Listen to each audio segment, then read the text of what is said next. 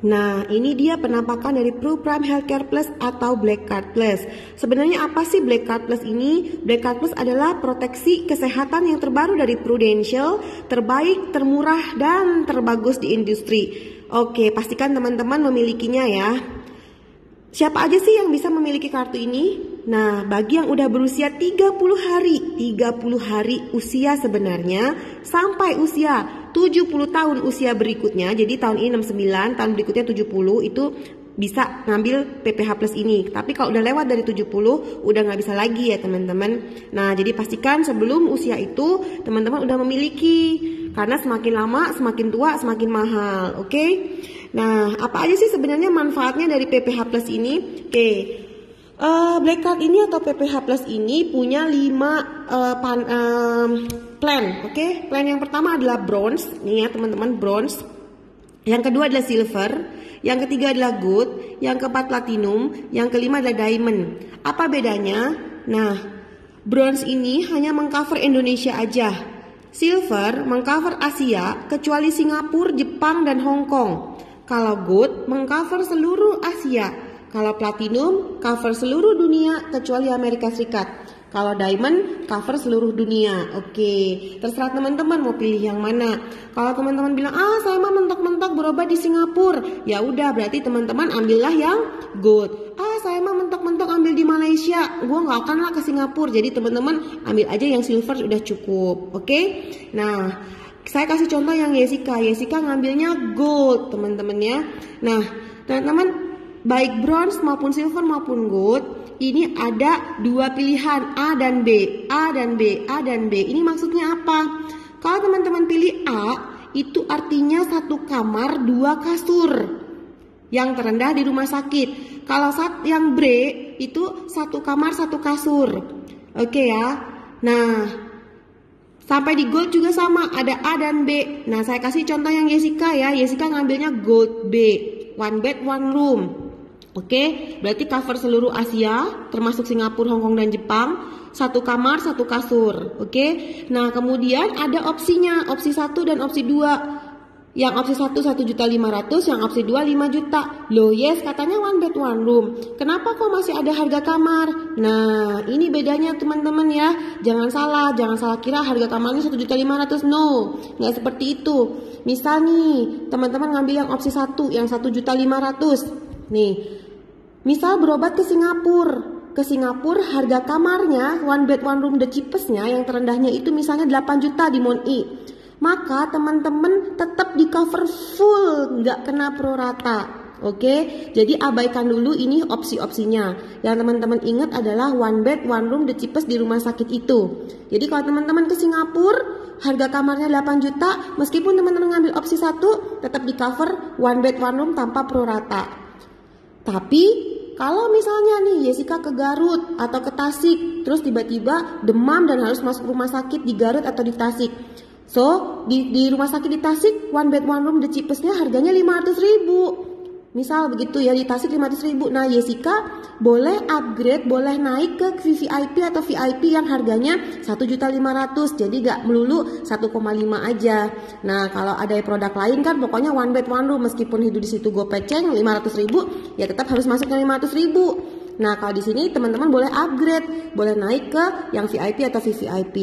Sampai sini jelas ya. Nah, kalau Jessica ngambilnya Gold B, 1 bed 1 room. Opsi 2, 5 juta. Jadi, kalau misalnya nih Jessica masuk ke Boromius, amit-amit nih ya, masuk ke Boromius.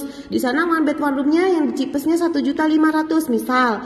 Nah, Jessica boleh naik kelas nih, boleh naik ke yang suite atau yang ke eksekutif gitu teman-teman. Oke, jelas ya? Oke. Nah, dan teman-teman, kalau udah tentuin ke hal yang kamar, kita lihat nih manfaatnya apa aja. Nah, manfaatnya nih 1 tahun pokoknya teman-teman di cover 365 hari ya. Mau masuk rumah sakit 365 hari selama setahun juga mah enggak. Kalau ada tahun kabisat gimana? Yes, 366 sama aja, 366 hari teman-teman akan di cover. Oke?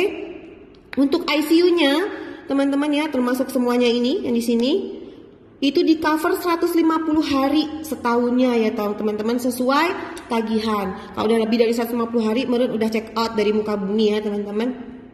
Oke, Kemudian ada biaya kunjungan dokter umum. Maksimal 2 kali kunjungan per hari. Nah, maksimal 2 kali kunjungan per hari. Jadi satu hari dokter umumnya itu boleh jenguk teman-teman pagi dan sore, itu sesuai tagihan. Oke. Nah, kemudian kunjungan dokter spesialis atau subspesialis maksimal 2 kali kunjungan per hari per jenis spesialisasi. Jadi meskipun teman-teman mau pakai dokter spesialis 10 misalnya ya. Nah, 10-10-nya boleh mengunjungi teman-teman pagi dan sore, itu semua di cover sesuai tagihan. Oke. Kemudian ada biaya tindakan bedah. Biaya tindakan bedah ini operasi teman-teman ya. Aneka perawatan rumah sakit misalnya obat-obatan, infus dan lain-lain. Biaya perawatan oleh juru rawat inap setelah rawat inap ya maksimal 120 hari setahun. Ini sesuai tagihan semua ya. Terus biaya ambulan lokal juga sesuai tagihan.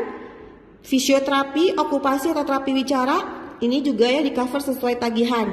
Nah, nanti teman-teman tinggal minta ke Jessica ini apa aja ya tabelnya boleh. Jessica jelasin secara umum dulu di sini. Nah, kemudian ada biaya pendamping nih ya. Jadi misalnya Jessica sakit nih, Jessica kan ambil Gold B nih. Nah, si Sandi suami yang nemenin itu dapat jatah 850.000, tapi bukan dikasih uang 850.000 ya. Misalnya mau pakai extra bed atau makanan dari rumah sakit itu dikasih di cover sama Prudential. Oke ya. Kemudian biaya perawatan sebelum rawat inap dan biaya perawatan setelah rawat inap nih ya, 30 hari sebelum dan 90 hari sesudah rawat inap itu di cover sesuai tagihan. Oke. Misalnya kayak apa sih gitu ya. Misalnya hari ini Jessica sakit demam.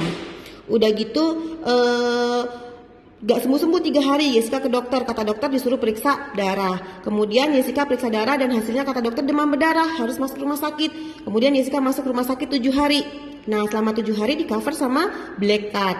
Kemudian setelah keluar dari rumah sakit, Jessica masih harus cek dokter, periksa darah lagi.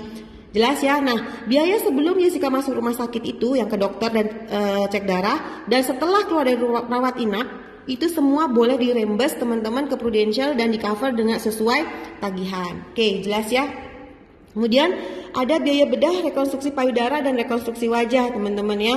Nah, ini teman-teman